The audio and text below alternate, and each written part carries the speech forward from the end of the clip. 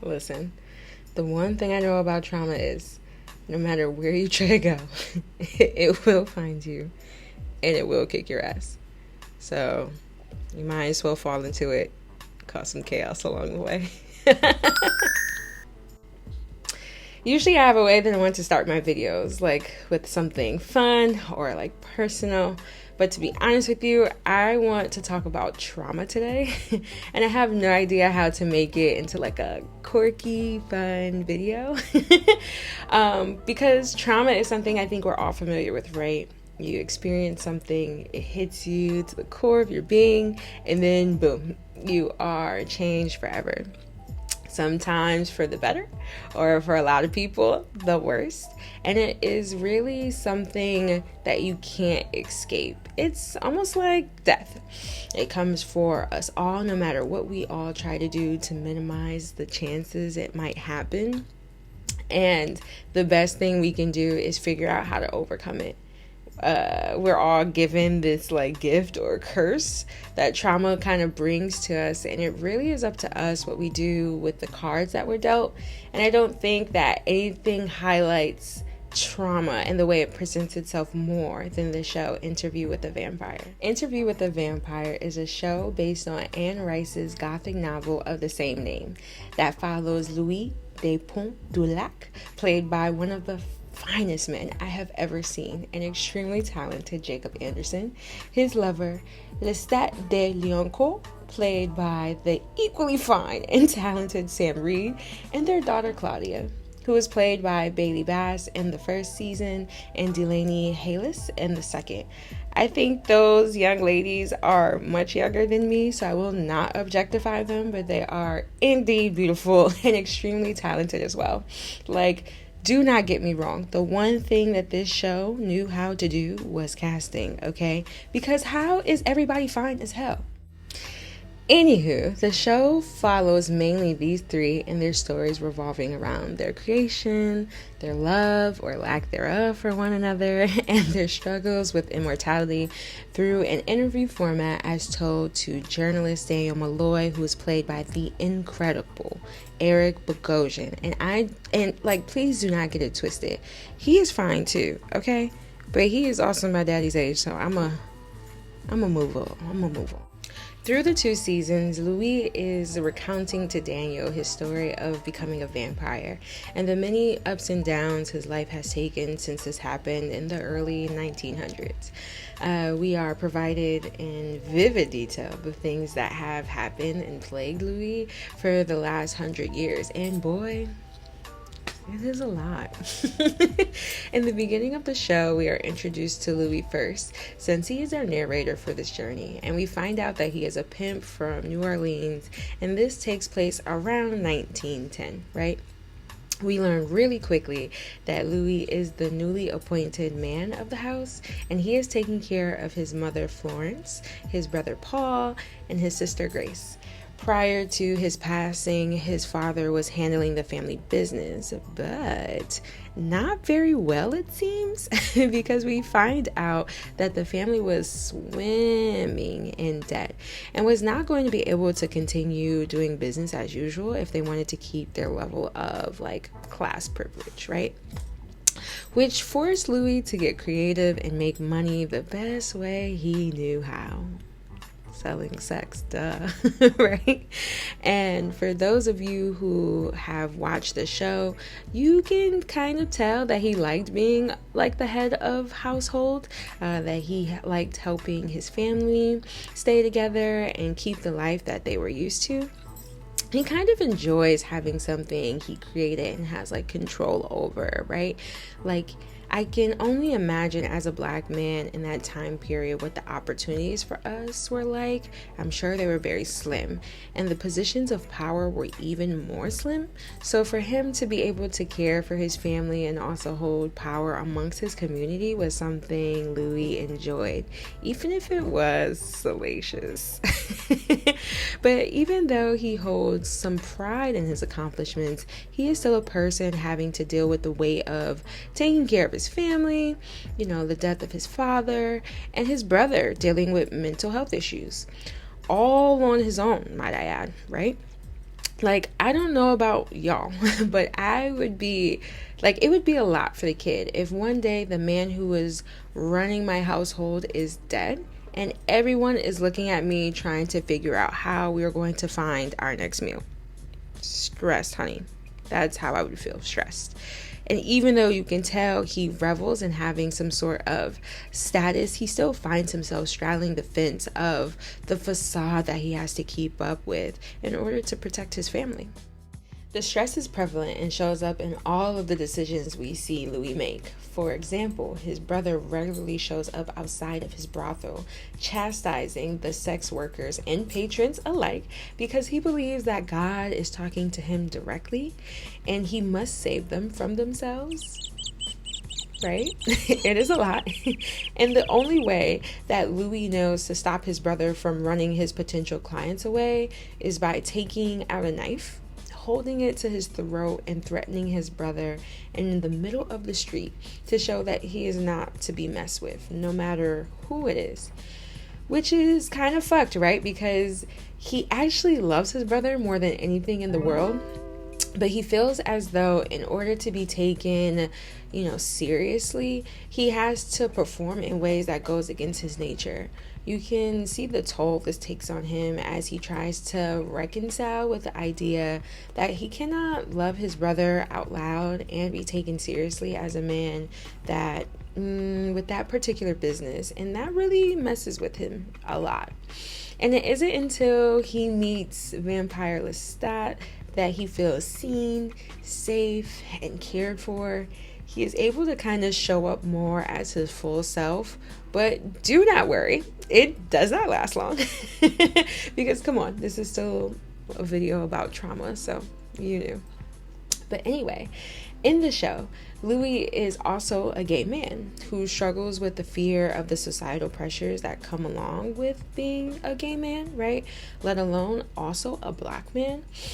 So when this new white man comes into town and takes a liking to him, he is really kind of caught off guard because Lestat is not being shy about pursuing him at all. Louis clicks with him, but knows in their current predicament it would not work. Not only are they gay, but they are also interracial, which would be even more trouble than it's worth, right? Like, Louis is not a proud gay man, but it is not like where we're at now, where you can at least like legally be out with your partner and not be shunned as bad as it probably would have ended up back then. His mother suspects something is like different, the different being gay, about Louis, and uncomfortably makes it like known that it's like something bad about him or wrong about him, so he feels that internally as well. So when you couple that sentiment with the time period, you can only imagine how hard it is for him to kind of accept and come into his sexuality. Now insert this fine man telling you that you all could just like take over the world and, you gotta be my guy. Naturally, Louis is going to run in the opposite direction. Okay? And the shame of being a gay man is already difficult enough trauma to experience, but you couple that with all the other expectations he's dealing with, Louis is already on the brink of falling apart. And then here comes the kicker. Remember when I said that he was really close with his brother? Yeah, well, that does not end well, like at all. And to be honest, I'm going to spoil the shit out of this show from here on out. So if you're not okay with that, save the video, go watch the first episode at minimum, and then come back here with me. Now, after his sister Grace gets married, Louis and his brother goes up to the roof in their family home, and they have like a heart-to-heart. It's a very touching moment, and Paul thanks him for all that he's done, and all seems well. Like, even with all the chaos, everything is okay. Louis is at peace. All the way up until Paul walks right off the roof. I'm not even shitting you. Like, he walks straight off the roof. Like, my nigga, why the fuck did you do that? And it's not funny. Suicide is really not a joke at all. But when I tell y'all, I was not expecting that the first time that I saw it. Oh my God. But it really is like the catalyst for like fucking Louis up from like this point out of the story. and him also unknowingly like perpetuating that pain on those around him.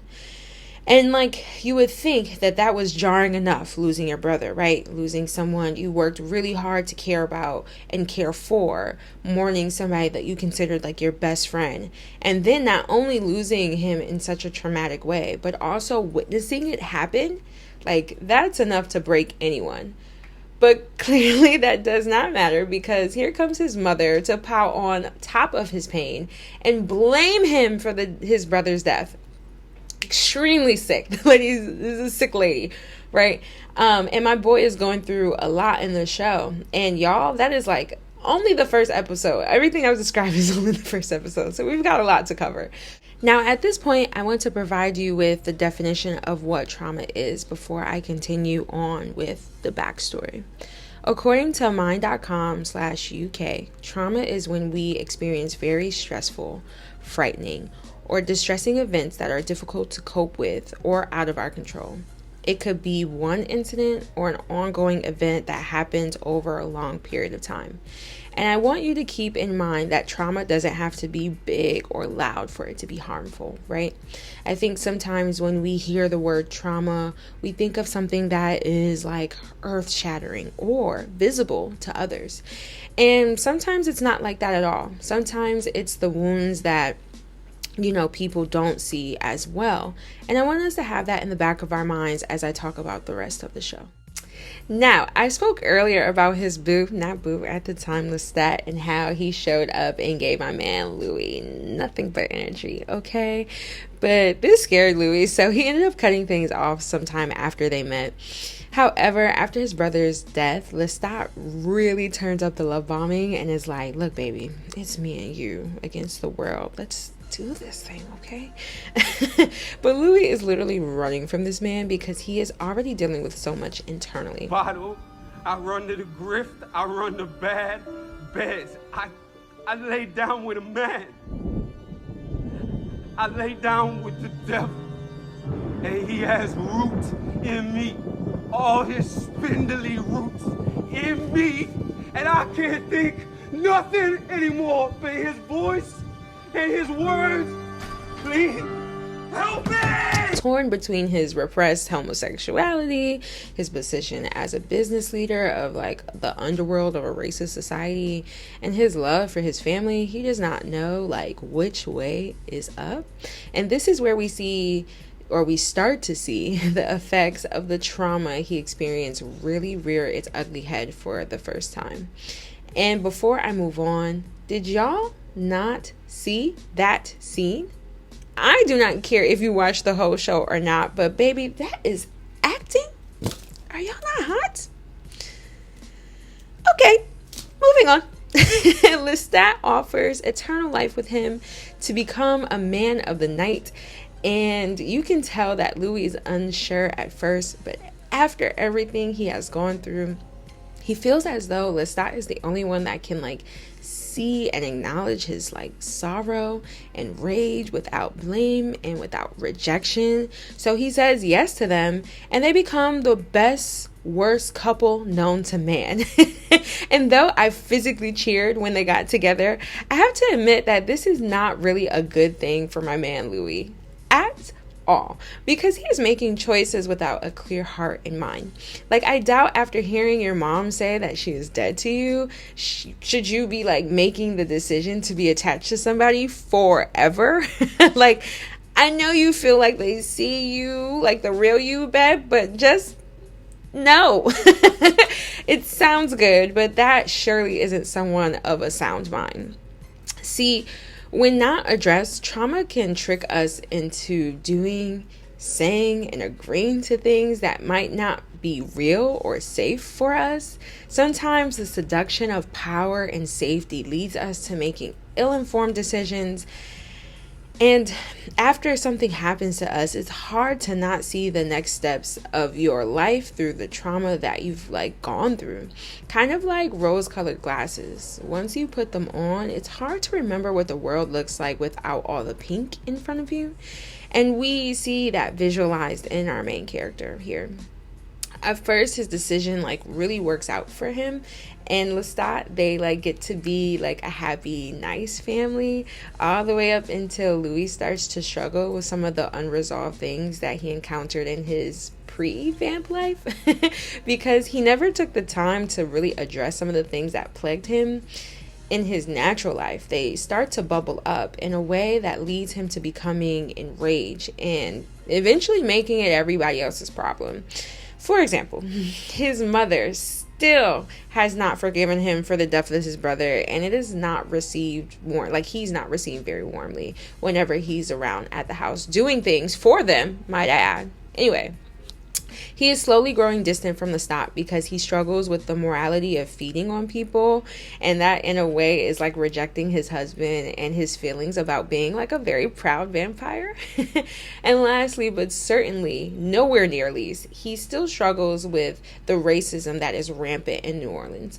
Like, even with his newfound physical power, he still can't escape the box that his oppressor refuses to let him out of. He's still black, you know? He tries to keep his brothel and ascendant status amongst his community, despite like Lestat warning that it's not going to work out. And well, Louis persists anyway. But because people be racist, the whites cheat him out of his property, which angers him, and then he gets sick of their treatment. He just kills the main culprit. And this is like a short-lived victory for us, the viewer, and for Louis, because we quickly find out that killing the alderman sparks a riot amongst the city, where the other black inhabitants are unfortunately receiving the brunt of the violence. Like, picture the Tulsa Race Massacre. Very similar in tone. When I was doing research for this topic, I found an article by the Colorado Recovery Services that stated the following.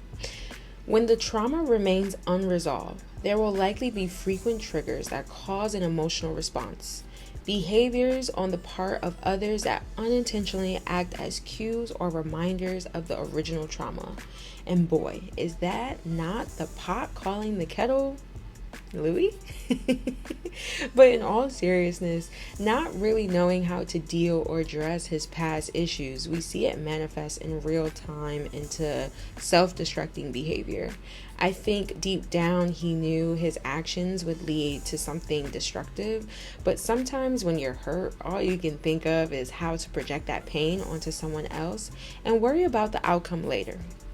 And that later did not last very long, because once his anger subsided, he realized his community was suffering the repercussions of his repressed anger. And as he moves, he tries to escape home. He sees the chaos and he is disgusted with his actions. So much so that he tries to save a 13-year-old girl named Claudia from a burning building to alleviate his guilt. He brings her home and begs Lestat to save her, to turn her into a vampire. And for the second time this night, we see that trauma pop right back up and dictate his actions. Clouding his judgment, he begs Lestat again to turn her, even though Lestat is extremely hesitant to do so, knowing that vampire children do not last because they will forever remain as they are. Lestat pleads with Louis, telling him again it will not end well, but Louis does not care and wants to feel absolved from his actions. Beautiful little daughter. Please, I'll do anything. Please, I'll be anything. Please, please, please, please,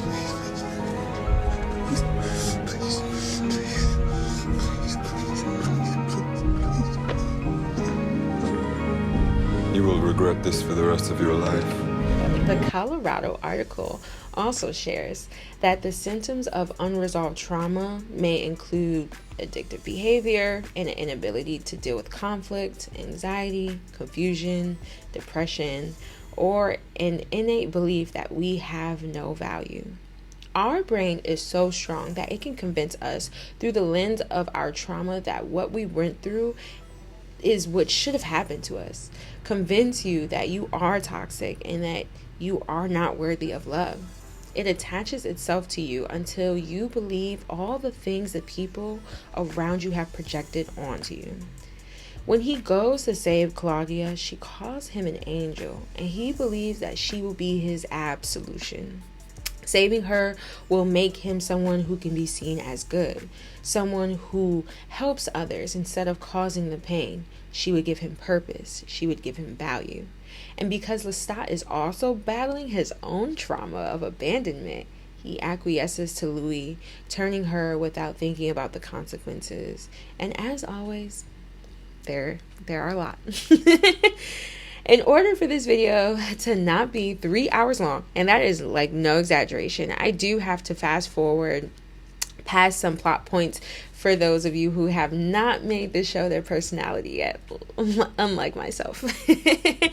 But after Lestat turns Claudia, they are all a happy family for a while, until Claudia starts to notice that she will never grow up the way others around her will. She struggles with this and attempts to go off on her own, but this makes Louis distraught, knowing he cannot go with her.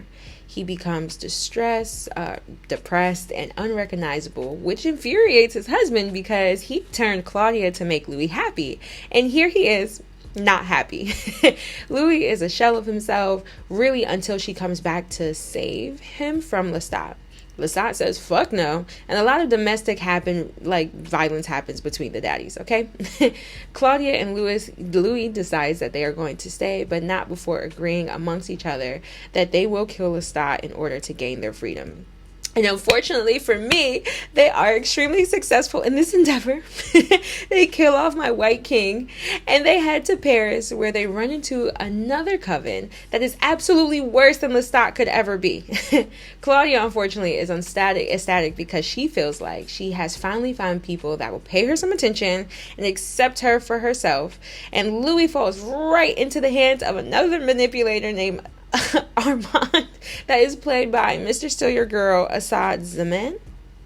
And y'all, he fine too. I'm sorry. Just fine.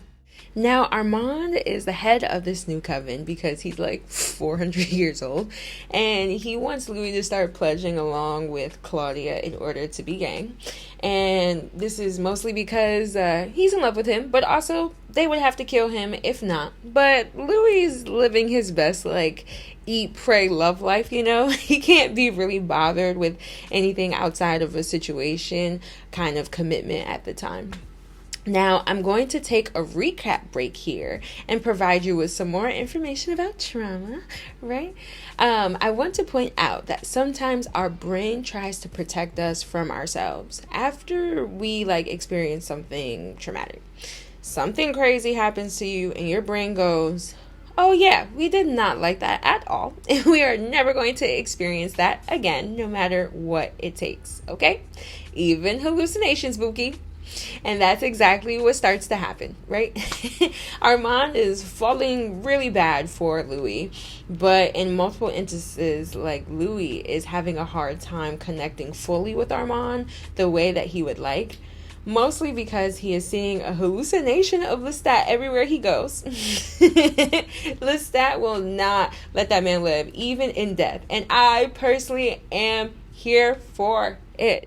But anyway, there are times where the moments Armand and Louis share are supposed to be intimate, building a bond, and Dreamstat is acting up, okay? And my theory is that Louis is unconsciously using Dreamstat as a filter, a shield even, to point out all of Armand's bullshit. I love you.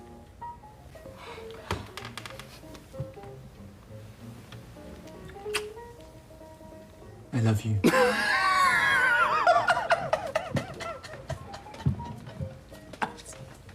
You promised you wouldn't talk. I love you. Are you schizophrenic, Louis?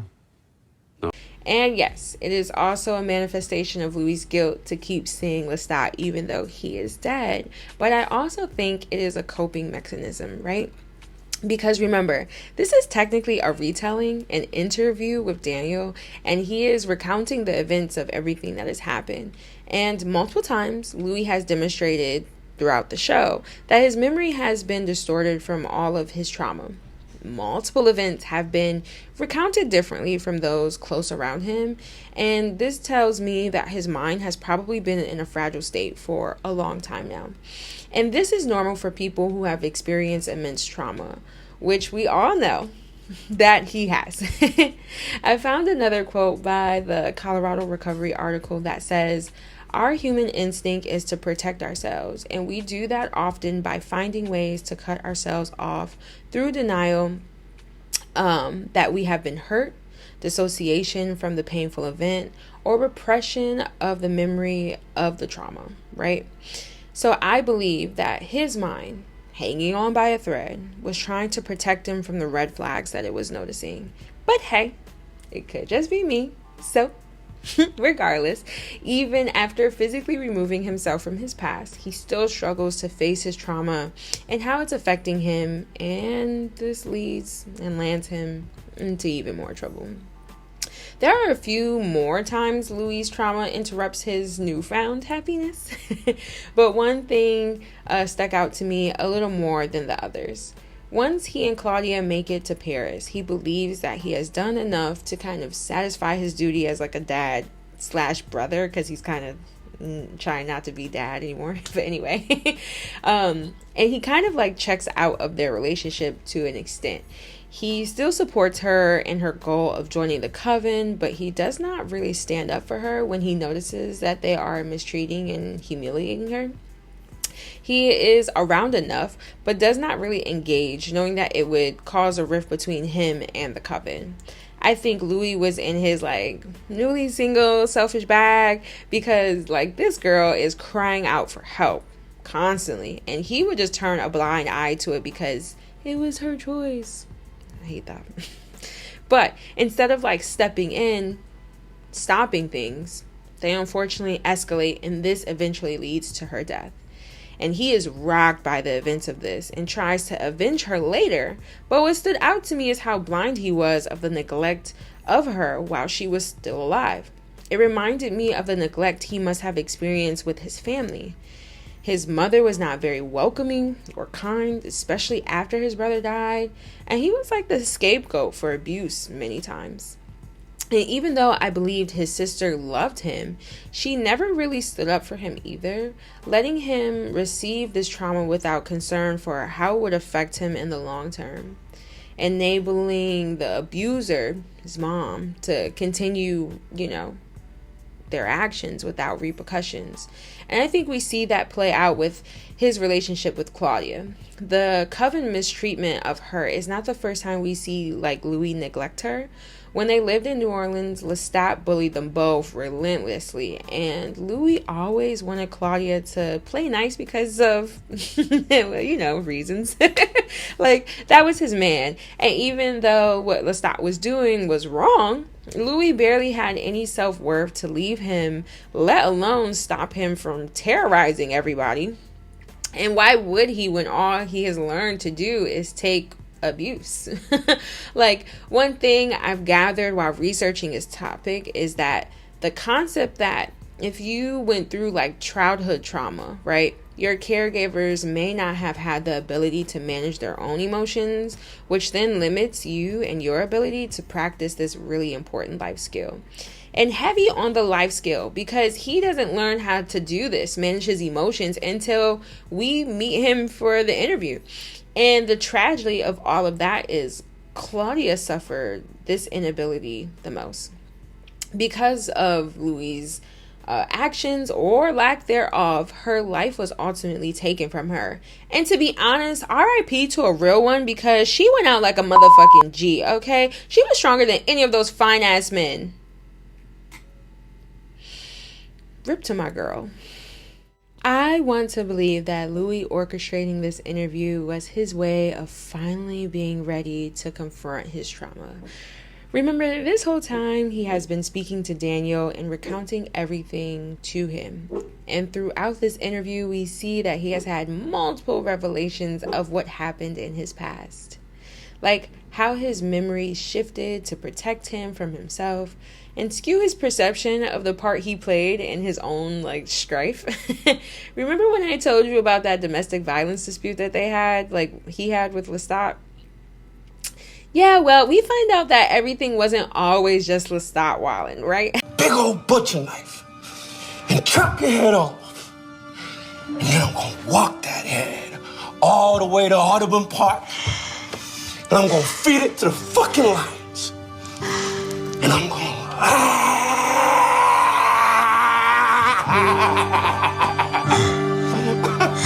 Yeah. What you gonna do? Louis was truly his mother's child, for sure, because he was saying some really awful, foul shit to that man, knowing that it would hurt him. He did not care, okay? And this isn't like to victim blame Louis at all. Some of the things that happened to this man are truly abhorrent, but he never comes face to face with the trauma to examine how it was boxing him into toxic behaviors. But this interview is his way of like purging himself from his past and becoming stronger and more self-assured. I love that for him. He leaves his fuck-ass marriage to Armand, even though he is fine, and searches for Lestat to forgive him and apologize for the role he played in traumatizing him as well. He finds validation and self-worth, and by the end of the show, threatens anybody who thinks they're about to take that away from him. Okay, one time for Louis. Bop, bop, bop, bop. Okay. But one of the many things that I love about this show is the way that it throws in your face the idea that you can clearly have all the time in the world as an immortal being, and it isn't until you face things for what they are and for who you want to be are you truly able to overcome the things that have been defining your life up until that point. And I think one of the things that we see is that it is easy to believe that it is safe to do what we know or what we have learned because it is the outcome that we can predict over and over. But it does not mean that it does not cause pain and leave a fiery path of burnt bodies behind you, okay? Emily Dickinson once wrote, "The best way out is through." And the show does such a great job of showing us that not standing on business and addressing your trauma can, at least in Louis' case, quite literally haunt you. And I really can't wait to see what they try to teach us next with these characters. I'm so excited. Season 3 has been greenlit, y'all. Please go watch it. Hopefully, I am not the only one who feels this way about the show. So please do not be shy to comment below what you noticed, what you saw, because I really do get a kick out of nerding out with everybody. So thank you, thank you, thank you, thank you.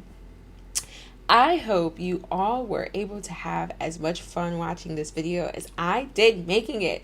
It is sometimes hard to put to words all the things that I've gleaned from the stuff that I'm always consuming. But this one was really personal to me because I love vamps, but also because I think trauma affects us all, right?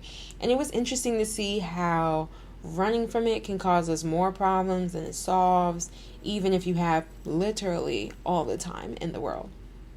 Anyway, thank you all again for sticking with me as always. I also want to say thank you to all of the new subscribers. Welcome! And thank you for joining our family. I cannot wait to keep chatting at you all. But for now, that is enough. Please do not forget to like, share, and subscribe. And I will see you all soon. Nia out. Mwah.